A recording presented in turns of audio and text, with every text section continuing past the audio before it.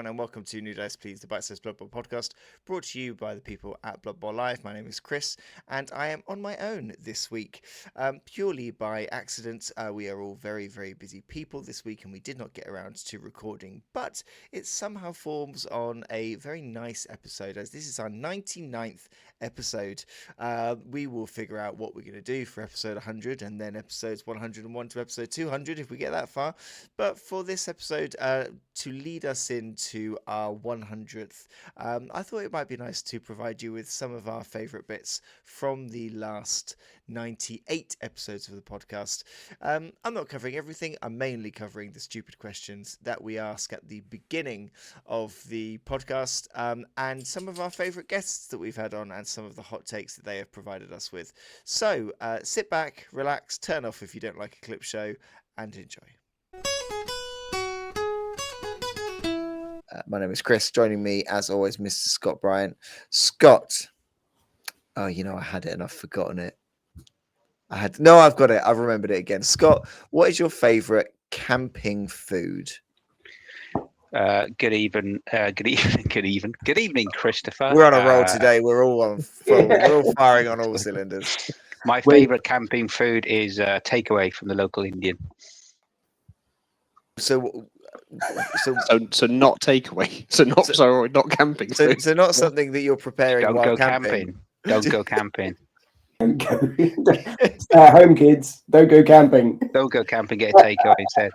Done. Okay, all right. Joining us also, Mr. Tom Huffle. Tom, what is your camping food of choice? Probably s'mores. See, that's what I'm talking about. That's good stuff. Camping stuff, isn't That's it? good stuff. And joining us, Mr. Tom Feeks. Tom, camping food of choice. I have barbecued sausages. See, that's great. These are the kind of answers I wanted. Not an Indian takeaway.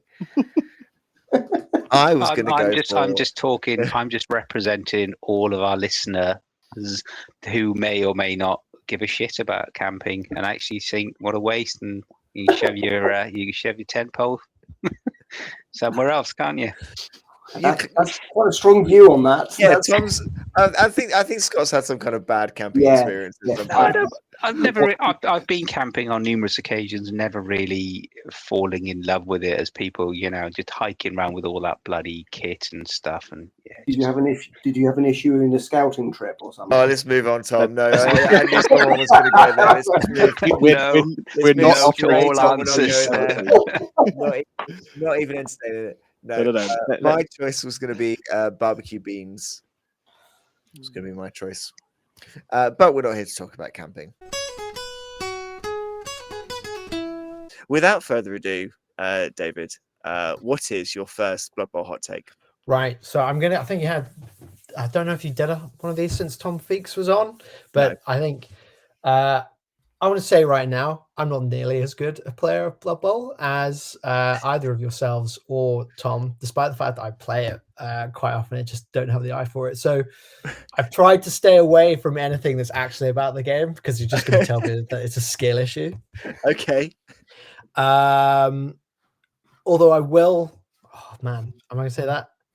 No. Yeah, go on. Do it. Yes, my first one, which I think probably is a skill issue, is that scatter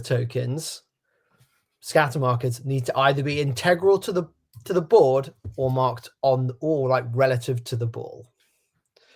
So what I mean by that is every time, so I've got the board set up, and I know you had this discussion the other day on the show about, do you play with the board landscape or portrait? Yeah. You are wrong, by the way. The correct way to play is landscape. So we've got the board long ways, and then at the top you have the ball token, and maybe 1 is facing to the left and 8 is facing to the right. Then when I put the ball down and it scatters and I roll a 1, I think that 1 is like forwards to the ball. I imagine that I am the ball and I want to bounce to direction 1, which is like north, not left. Right. Yeah. Okay. Yeah. I'm following. So I always put it in the wrong direction, and my opponent goes, "No, it's 1." Like, what's wrong? What's wrong with you? It's over there. It's just left. It's easy.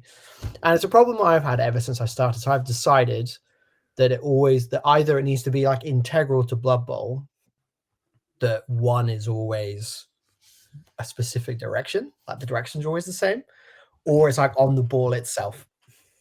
Okay. Okay. Right. I'm okay. That It shows does, how it does not make as sense. good of a My brain is like folding. Yeah. Yeah, I just see like my brain is folded in such a way that like I know it's easy. I can't be the only person who has this Yeah, issue. I know where you're coming from because I've played at tournaments where you sit down at one table, you play your first game, and as you quite rightly say, let's say for argument's sake, you know, if you're looking at the actual scatter, it's number one is north, and you're like, right, okay, so I know that, so I'll roll that, and that's how it goes. Obviously, for the opponent, it might be south kind of thing. One's south, north, one's north for you because the opposite around. But then you finish that game, you move to another table, and it's east and west, and that completely like does your head in. Yeah.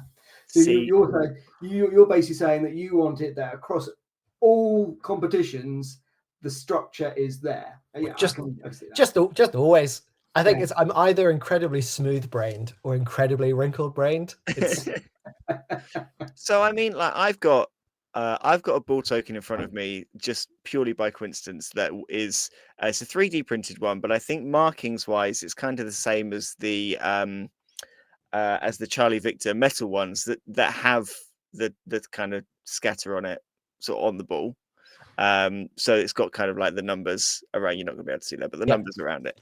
I mean, when I like any of the boards that I've made, any of the pitches that I've made now, I put it on the board. So if you're on that board, it will always be the same. And I do go, one is always like if you're behind, but then that's if you're sat portrait, because I set it would normally play portrait, and then one is facing my opponent and 8 is facing me, and then it would be the other way around. So would you have, because you said that landscape is the way to play. So if you're looking landscape, then is it that that one is north and north is I mean, what am I doing? I've got this right behind me. So one is up north like that. Is that what you're saying?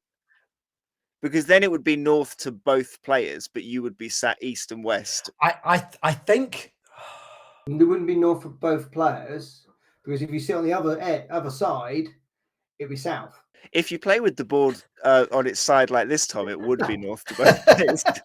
Well, yeah, but only from the bottom side. If you're sitting on the ceiling, well, that's true. Down, it'll be south. So on this board, one is over that way to my stage left.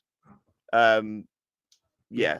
So one is that way, and it's always that way. So I think I've got myself into such knots on this. I have no idea what the solution is, except for the ball is maybe remote controlled in some sort of way, and you just press one and it just kind of moves. You know how like when you were in primary school, they had the Roombas that you could program? Yes. Back in the 90s to teach kids how to code. Yeah. Something like that. I think having this because I'll be honest, my instant reaction was it's supposed to be a random roll, so it doesn't matter. But then I think you brought me around with the kind of tournament aspect where you jump pitches and people have got them sat a different way and suddenly it's kind of lost. And I've watched a game. I saw a bit of a game in the shop where basically there were two people had placed 2 scatter tokens next to the board in different orientations and got 75% of the way through the game without realizing that they were both scattering different ways and not like against each other. And then it didn't matter until the result of the scatter based on one person's was that it landed on a player who then caught the ball, and on the other person's it landed the opposite side. So then it caused all sorts of confusion and rolled it and all sorts of a mess. So I do think unit, like kind of uniform scatter for just pitches. I do think that's a good shout. My name is Chris. I am joined, as always, by Mr. Scott Bryan. Scott, what's your favourite sauce? Favourite sauce is brown. Cracking. And joining us, as always, Mr. Tom Hovell. Tom, favourite sauce? Horseradish. I mean, but I nearly asked favourite condiment, which you could have given the same answers to. I would say horseradish is more of a condiment than a sauce. When did Personally, it become a being sauce? pedantic. When did it become a condiment and not a sauce? I would say it's a condiment rather than a sauce. It doesn't really pour, does it? Because I wanted to go gravy, which I would say isn't a condiment, but is a sauce. I think we've got a whole new podcast like that we could run here, condiment or sauce, where we just debate whether it's a condiment or a sauce. It's very philosophical. Yeah. Yeah, I think so. With the Magic the Gathering card game there, right there.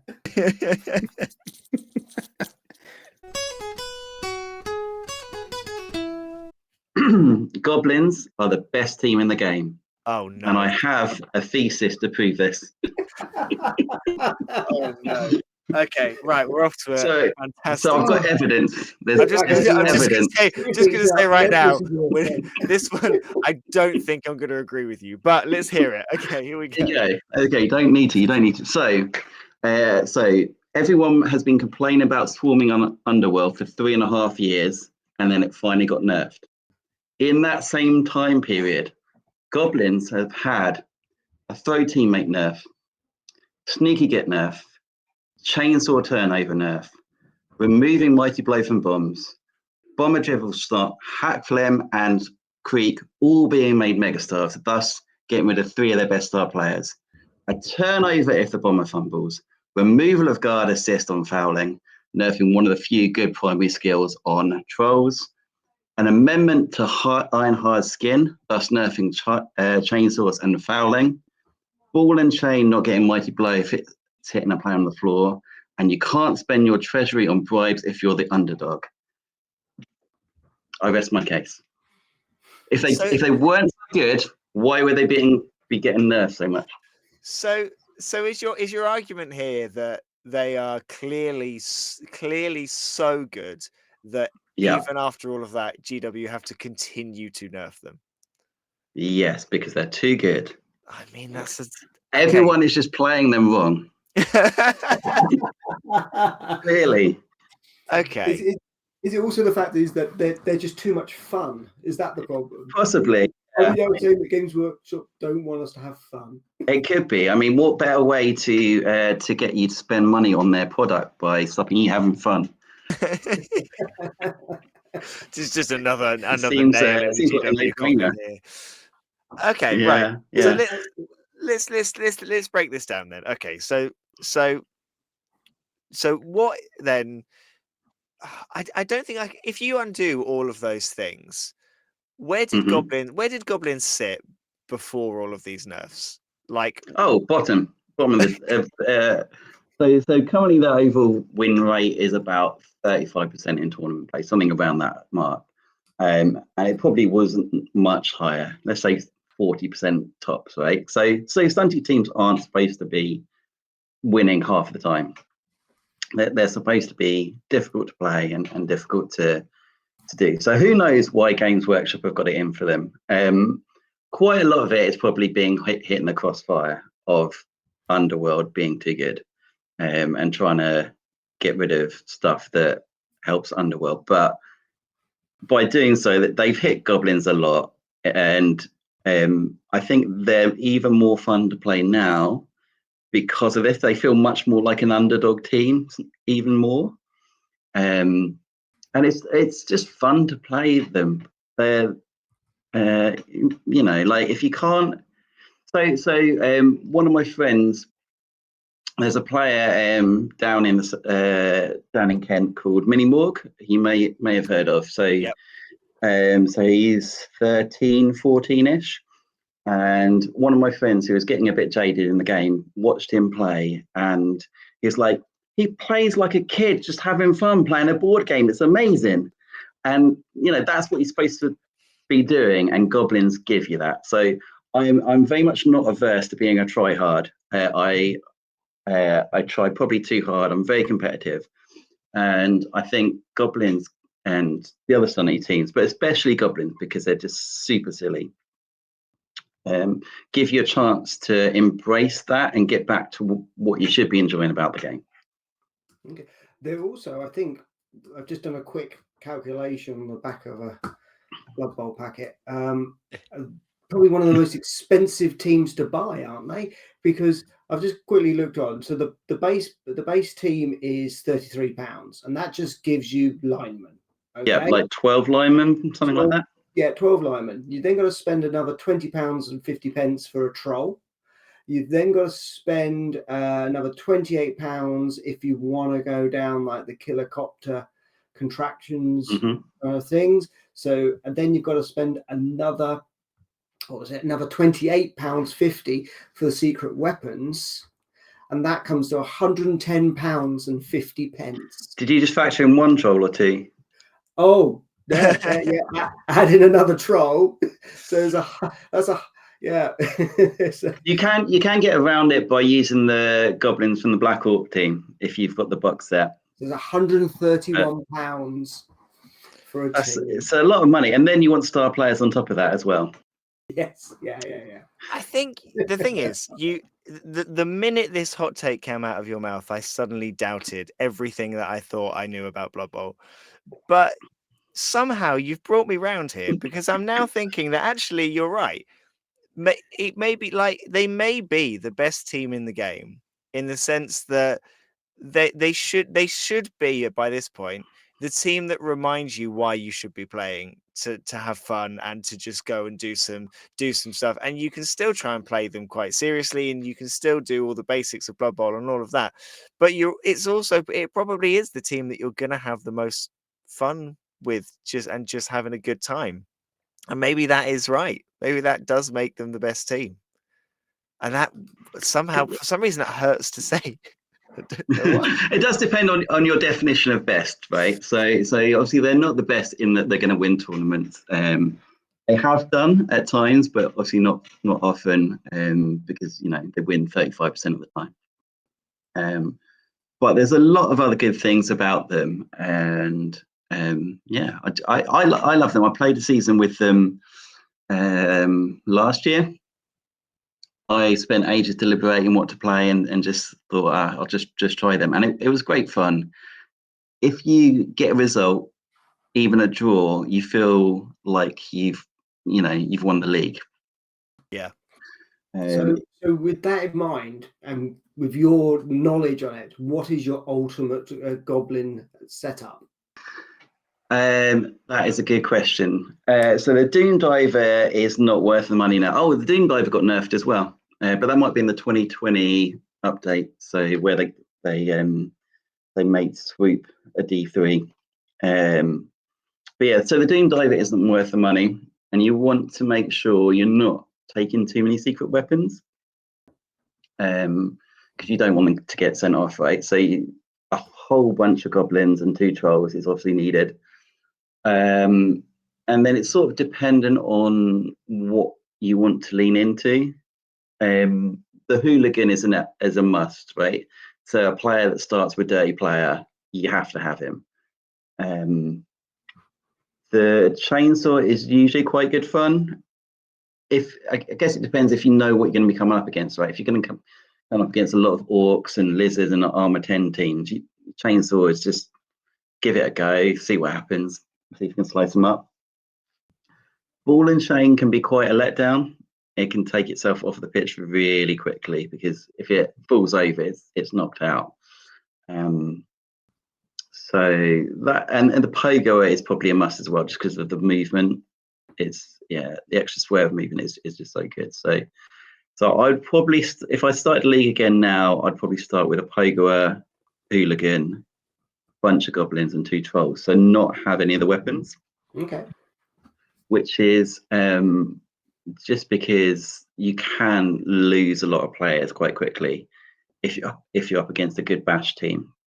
And even though I've just espoused for however many minutes about how good they are, if you have 1 goblin and 1 troll, it becomes not fun anymore. Even though all you'll do is just throw that goblin with the troll at the other team until they or it dies, it can become frustrating, especially if you're used to being competitive. So a lot of players, the sneaky get for fouling, Tiger for the ball handling, 2 trolls for hitting, throwing, and puking up on war dances. And that's, I think, what I would start with. Going to a tournament, you want 1 or 2 of the weapons because it's way more fun. But in the league, I think I'd start with that if I started again. Nice.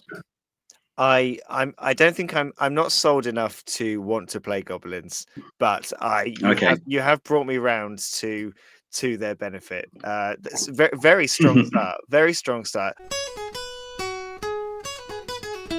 My name is not Chris, it's Luke. But as always, joining us is Mr. Chris Coe. Chris, what is your favourite type of wood? Ooh. What a question. Very good question. I think I'm going to be the only one here who keeps this clean. And my reference for wood is the fact that, like, Pokemon professors in games tend to be named after trees. So I'm going to go to the OG, which is Professor Oak. And I'm going to say oak is my favorite type of wood.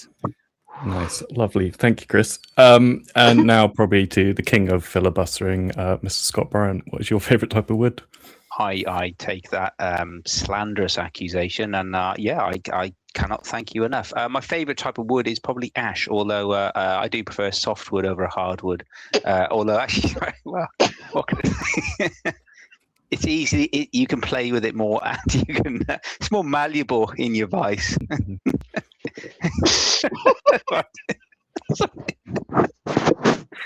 I did that purely for things. Okay, and moving on to Mr. Tom Feeks, who I'm sure has one answer to what his favourite type of wood is, and won't support anyone. Drum roll, please. Oh, God's sake. Come on then, Feeks. I was going to go for a nice girthy oak. I've gone for oak. You're You've gonna have got to oak. go All for right, Yeah. I'll go for a slender, mature, well-aged silver birch. Nothing like a nice silvery piece of wood. Nothing that's very mature as well. I think that's always something Well you done, need to call Feeks. out. Well done. I think you could have Very mature. gone to the bottom of the barrel there, and you didn't. Well done, sir. The fact that I didn't just say a massive cock, I'm quite proud of myself. I mean, I thought you would have been more subtle and just said like morning. Yeah, that's what I was expecting. Too much. I'll be honest. It got me too much, and I couldn't think straight. Okay, so the first hot take was, we last year, myself and Daryl had a plan to go back and play the 2nd edition Blood Bowl because it was the version of the rule set that he could hold in his mind the best. And we were looking at some of the cool rules that were in there. And one of the things that caught my eye was the Chaos Seesaw. So it was for Chaos teams, and it was as it sounded. It's like a circus seesaw. So they'd wheel it out at the back of the pitch, and basically you could fire players down the field. So it seems to be only a few teams have the throw teammate rule. So I thought it would be brilliant if we could bring back the Chaos Seesaw so that we can start sending Chaos Marauders into the backfield and really start mixing it up. But there'd be a few different stipulations on it, so it wouldn't be quite the sort of throw teammate rules that you would normally have. Looking through the old rule set today to try and sort of get my head around how it would work in modern money, you'd need 2 players on the actual seesaw. One's the bouncer, one's the jumper. And basically, you could just fire a player into the backfield. You'd roll a d6. On a 1, the player will go straight up and then come back down again, and you'll fire the bouncer instead of the jumper down the field. And it would scatter the same as like a kickoff. So it'll be d8, d6, and then they'd have to land. But on a 6, you'll get a benefit for doing it. But it would have to be the last thing that you'll do in your turn. So it wouldn't be a case of that you'd then be able to jump up and score from that.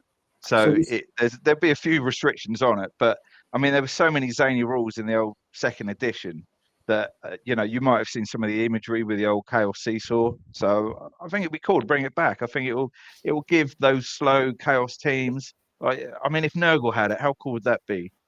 Sending bloaters into the backfield. it would be mental. This is Stop for Skaven from sort of like picking up the ball and doing stretch plays, wouldn't it?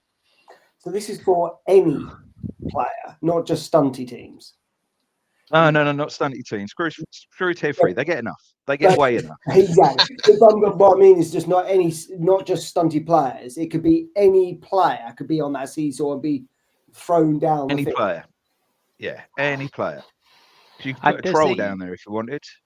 Does the sort of size or strength of the player does that impact how far they can go on the seesaw? Because you'd imagine a troll can go as far as like a goat. Looking at the old rule set, they didn't seem to have. They did well. There was a modifier for the weight of the figure on. You roll 2d6, and it was a 2d6 table onto how well it was. So the stronger the player would be able to fire another player downfield, but there wasn't a weight restriction. So in the way that we try and simplify it, but I think like Games Workshop have these mad rules on the back of pitch boxes and stuff like that. They seem to throw rules in everywhere. I think this should be like a Christmas special or something like that. They should bring it back. I mean, it's no more insane than like the some of the gnome rules with the like duplicate balls, one of which is an illusion, and all of that stuff that you get within the gnome rule set. It's no madder than that. So does it only apply to certain chaos related teams, or can any team take the chaos seesaw? Well, it says it is. It didn't actually say in the old rule book. I've got it here. It didn't actually sort of say. But then again, obviously the old rules aren't quite so sort of detailed. So, but yeah, let's say any chaos team. Let's get it out to them. You think about the old Beastman team. They don't really have that many options, do they? They've only got 2 types of players apart from a big guy. So, a chaos seesaw as an inducement would be awesome, wouldn't it? Really, bring it out, fire a couple of people down the field. It would really mix it up. Could you fire them into the crowd as well? It would scatter. It would scatter the same as it's the same as a kickoff. So I mean that's the rules that they had was slightly different to match their rule set. But if I set them for, well, if we do it like a kickoff with the way that the ball deviates, that would give a bit of interest in it, and you wouldn't be able to just sort of hammer them straight into the end zone. You'd have to be quite lucky with the dice.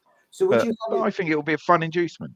Yeah. Oh, so you're saying it's an inducement? Because I was wondering, would you have it as an inducement nowadays, or would you have it like the Death Roller for them? So it's like a secret weapon. Like a secret weapon. So every turn you can just yeet a troll. Yeah, you can just yeet it down. Yeah, exactly. Bonehead in the middle of the backfield, it would just be like, "Oh, what's going on? I don't know. What's up?" Exactly. Yeah, and you'd be like, right, I'll have to fire something down to wake it up, sort of thing. I think an inducement. I think an inducement would be, if you're playing a higher ranked team with a better team value than you. I mean, it would just create a lot of madness, wouldn't it? I mean, yeah, I think it will be a good addition to the inducement list that we've got at the moment. It's interesting, isn't it? Because like immediately I'm thinking like you get a touchback. So you give the ball to the Croxagore, and then you use the seesaw to yeet it down the pitch. But if the landing is still an agility roll, then the Croxagore's still going to fail that anyway because it's level 5 up. It's only for chaos. Though. Well, if it's only for chaos, okay, Minotaur then. Yeah. Yeet a Minotaur down the pitch. Lob a Minotaur down the pitch. That'd be hilarious. That would be, wouldn't it? Well, someone's going to get a boot to the face. I don't think they'd prove it at NAF tournaments. It'd be like with the Giant, but yeah, I mean, like, all the tier 3 teams have all their wacky, crazy, irritating crash that they take, don't they? So this will mix up a little bit, wouldn't it? So let's just talk hypothetically the what I like to call the Scott Norman situation, where you take a 0 TV team. Could you use the seesaw to yeet a giant down the pitch? I think that might be the limit? What is the agility of a giant? Is it a 5 up? It's a very good question. It's a question I do not know the answer to. And I Well, don't I've know got where the my rule book book is. online here, I think haven't my I? rule book's in the back of the car. But my thoughts are that if it's like a big guy, it needs at least 2 normal players to go on the end. So then at least you've got that kind of equilibrium of bases that you're literally having to put 3 players in your backfield to send one of them over, because obviously a big guy going further down the field can potentially have a bigger play than just a single normal guy. So I think it should be on weight distribution. So basically, if you're going to do a giant, you got to have at least 10 of your players. I suppose so. Entire team. It would normally sit in your own end zone, and the original rule said that you could then fire another player into the other end zone. But I think you needed on a 2d6. I think you. Oh, I've got the book here. I don't know why I'm making it up. Chris, on a 2d6, I think you needed about a 10. Yeah, Chris, the giant edge is 5, same as a Crocs. I guess you could say that you have to have a combined strength equal to what you're firing, couldn't you? So if you were firing a strength 7 giant, you would just need 7 snotlings to all be adjacent to each other within the back. And then you roll a 1, and it fires the 7 snotlings down the other end. And they jump on the end. The giant comes up and then boing, and then half your team's down the other end. And you have to roll for them all individually. So they've got to spread out like the red arrows or something like that. I love it. That's a stretch play. That is. I'd just love to see that against some meta playing player, and you just flip the table because your players just go everywhere. You would want to fail, you wouldn't you? The proper, you take riotous rookies, a giant, a catapult, and all snotlings, and you're just going for a scattergun technique to see how many players you can take out.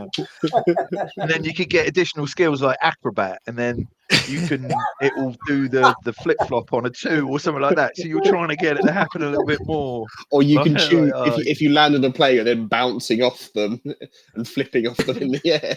Yeah. You just want Cirque du Soleil on Blood Bowl, don't you? That's all you're wanting. I think this is brilliant. Yeah. Mr. Bryan, are we a yes or a no on this one? I'm loving it. We're a big yes, and actually it's very reminiscent of Mr. Feeks' secret weapon that we did a few podcasts back when he was talking about his Nurgle-esque catapult and chucking his muck all over the table, if you remember. Yeah, I'd forgotten about that, but yeah, I did. The lawyers hadn't. Trust me, they've been on. So yeah, Chris, big fan. Yeah, get it in. Mr. Hovell? Yeah, absolutely, 100%. I'd love it. Mr. Feeks? Yeah, a yes from me. I agree with you. I don't think NAF would ever approve it, but having the optional rule there is an absolute yes. My name is Chris. Joining me this week, Mr. Scott Bryant. Scott, what is your favourite soup? Favourite soup?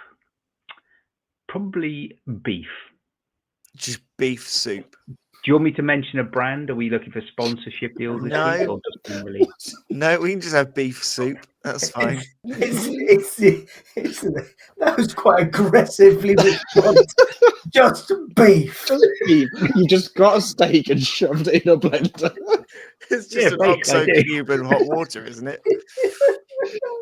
Just Bovril. It's just Bovril.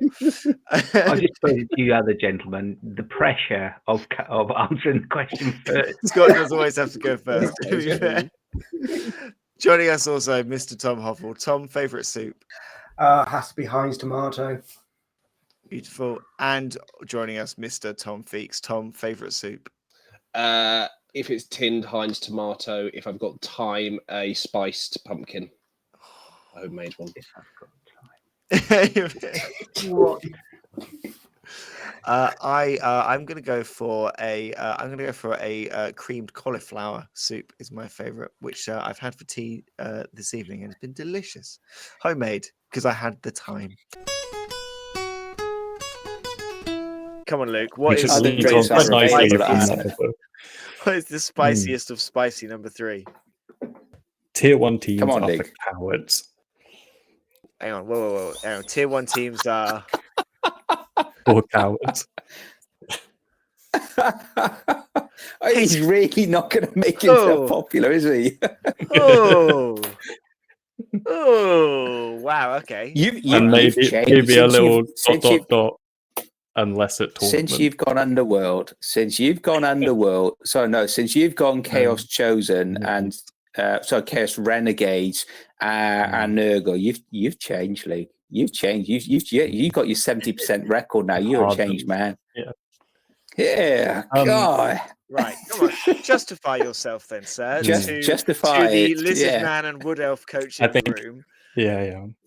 I think maybe it's a little tongue in cheek, but I think so because I've been playing a bit of Blood Bowl 3 as well, and just because I hadn't played really tier 1 teams until trying them out on Blood Bowl 3, and the difference your starting roster has versus and maybe this is 1,000 or mil teams that make it feel this way, but having that universal block, having that universal dodge, or whatever it is, or the mixture of the two, it feels like it kind of removes a bit of the kind of chaos and fun from Blood Bowl.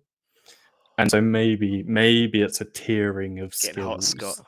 that Getting hot. needs to be considered.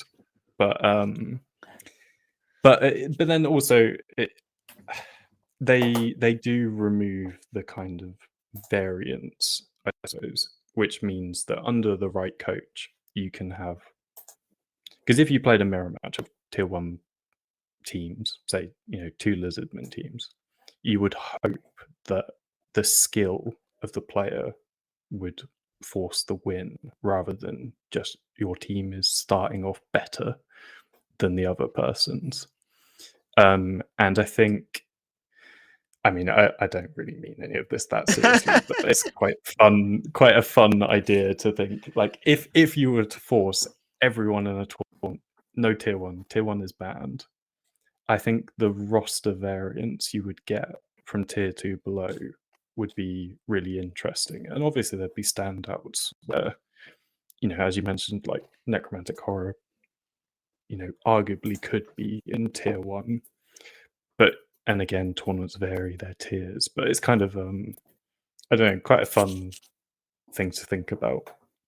So friend of the podcast, former person on the podcast, Mr. David Drysdale, takes part in a league every now and again where you can only enter tier 2 and below teams. So you cannot enter a tier 1 team into this. And when he first entered this, one thing that he noticed is a lot of Necromantic Horror, who we both agree is probably lucky to be in tier 2, and arguably should be a tier 1 team. Oh man, Scott, I mean, you've only ever played tier 1.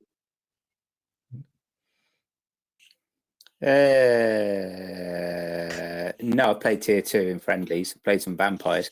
Oh yes, true. I think here though, I think we've got to look and discuss what sort of Luke was alluding to there. So first of all, the tier 1 teams are for cowards. So I think that's wonderfully spicy and completely wrong. So that's your first thing. Second thing you mentioned there,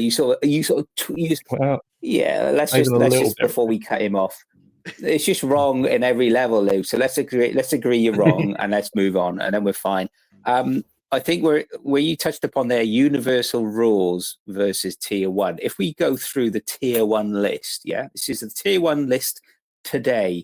So you've got 1, 2, 3, 4, 5, 6, if I can count, 7, 8, 9, 10. You've got 11 teams tier 1. Yeah, so that's a third.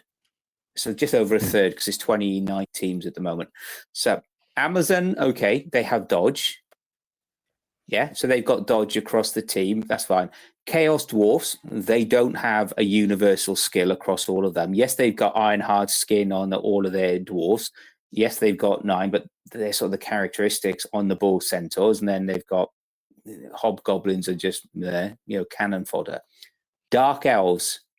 Dark elves, you're not, well, then okay, you got block on your blitzers, so you can have 4 block pieces, and that's it. And your witch elves, I suppose, as well. But you haven't got dodge in terms of any of them. You've got the dwarves. Okay, you've got tackle and block. High elves, we don't know at the moment if they stick in there as high elves because they're not uniform. Lizard men haven't got uniformity, Chris, have they? Unless you're Chris Coe. Norse, okay, they've got block. Shambling, no. Skaven, no. It's not as if they've all got dodge. Okay, the gutter runners do, but can you turn the box? Underworld denizens are a complete mishmash. And then wood elves. And wood elves, when you start, the only inbuilt skills you've got are the war dancers, the tree, catcher, and the thrower. Thrower's only got pass. Catcher's only got catch and dodge. And then obviously everybody hates the war dancers and loves to kill them. So universal rules are there for certain ones, such as Amazon and Norse as the classic yin-yang block dodge. So should they need to be slightly tiered back? Possibly. Should they need to do that? Should they be tiered back and ease back so not all of them have block and all of them have dodge? Because there is a very real risk there. We get into a power creep, and then where do you stop it? So therefore, should you give all of Imperial Nobility, as we've mentioned, fend? Should you give all of Black Orc, +1 mighty blow?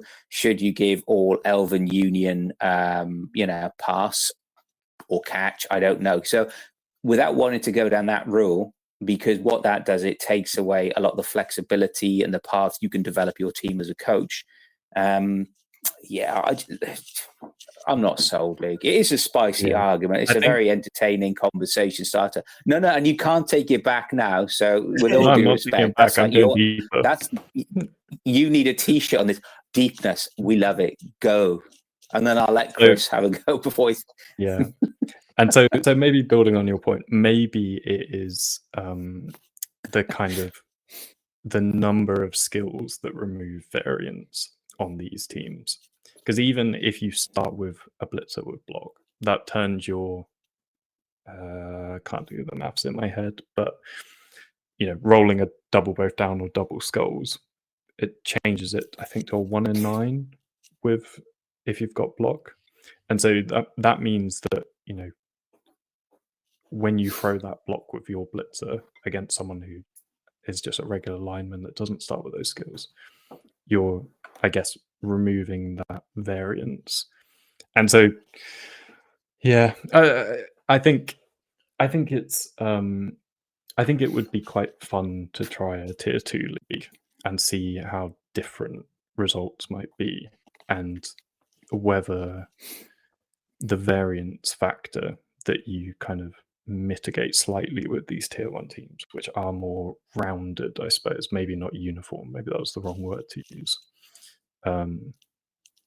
because I think that's what the tier 1 teams do have, is that every piece has a key part to play and it does it well, but in some of the tier 2 teams it varies more, I think.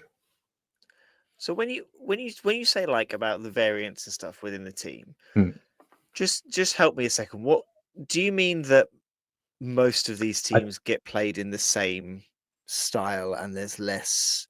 No, I think I mean more like in what you roll. So, because I guess by variance I mean like if you're rolling a dice and you can, I guess maybe variance isn't the right term, but that's what I'm going to stick with, is if you can narrow that variance, like, by adding dodge, meaning that your stumbles don't knock a player down, that reduces your kind of variance, I guess, in... so you're talking about probability management here, then, aren't kind of, yeah. And it's like, I guess you... And obviously, that's the whole point of Bloodbowl, is that it's all about probability management to an extent, where you're trying to do as many things as you can with minimal risk, and then break away on things like that. And it's not also just skills. Having 2+ edge across your whole team pretty, pretty strong, in where you need to roll a 1 in 6 to fail, or snake eyes being your only failure state is a pretty strong place to be in, which a lot of the tier 2 teams have less of, and 3 even less. But I think, I don't know, I think they are they're really enjoyable to play against, because I feel like if you play against a tier 1 team, you know what to expect. But against a tier 2 team or tier 3 team, there's more variance, and then therefore perhaps more unpredictable. Yeah, more chances for things to change or play differently. And maybe that's me coming from less experience, in that I'm learning how teams are playing, what to expect.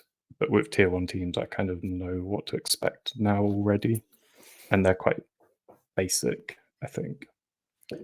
I really don't What do know you where think, to Chris? sit on this one, because I think within some of those tier 1 teams, so season 6 of our league, I was in a group with my lizard men with another lizard man team. He was redrafting, I wasn't. By the time we played our second match against each other, he had a strength heavily skilled up Saurus team full of like block and mighty blow and all of this stuff. I had very few skills on all of my Saurus, but pretty much all of my skinks had sidestep and sure feet and stuff like that. So I had after sort of 4 or 5 games, I had a much more agile team, and he had a much sort of bash heavy team starting from a similar place.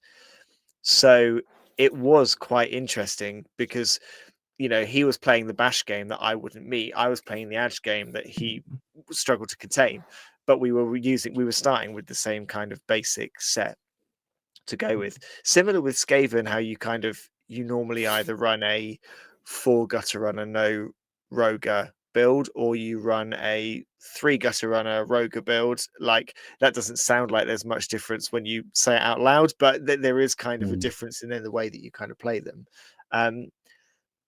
I don't know, because I would say that there are some of those tier 2 teams, and there are certain tier 3 builds that you look at, and tier 2, there are some tier 2 builds for those teams where I think you're just as much of a coward for playing that as you are certain tier 1 sort of layouts and tier 1 builds.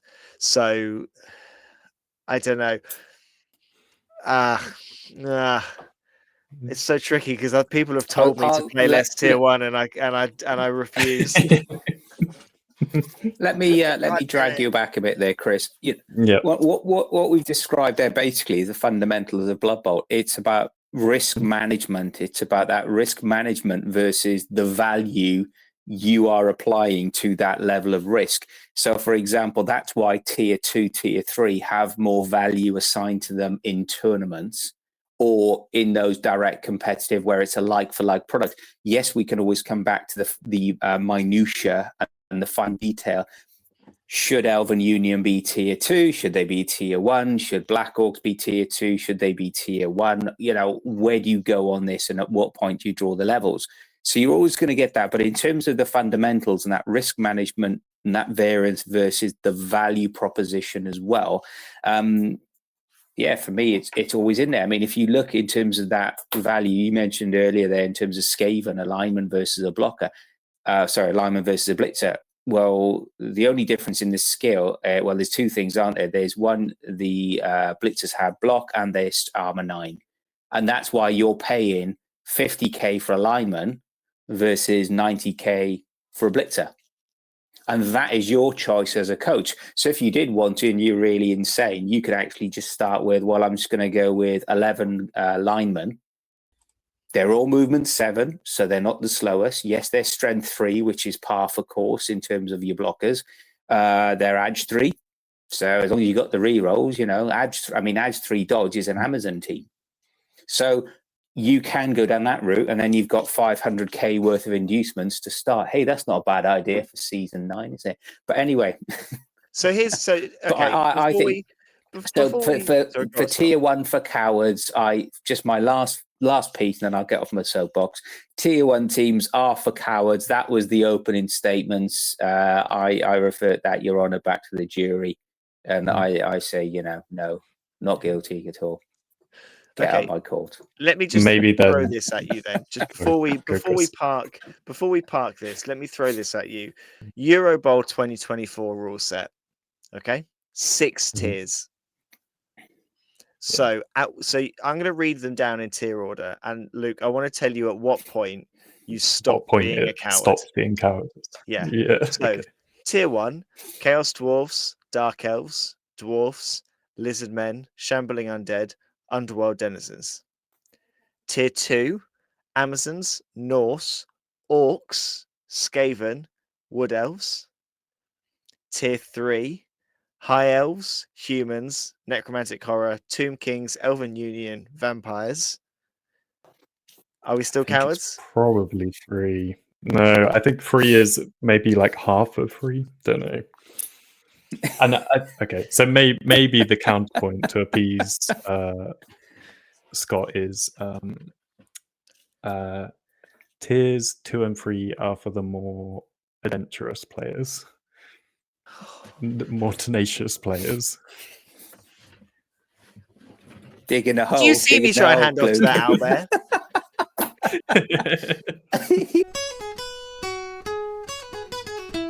There we are. Those are some of our favourite bits from the last however many months we have been doing this for.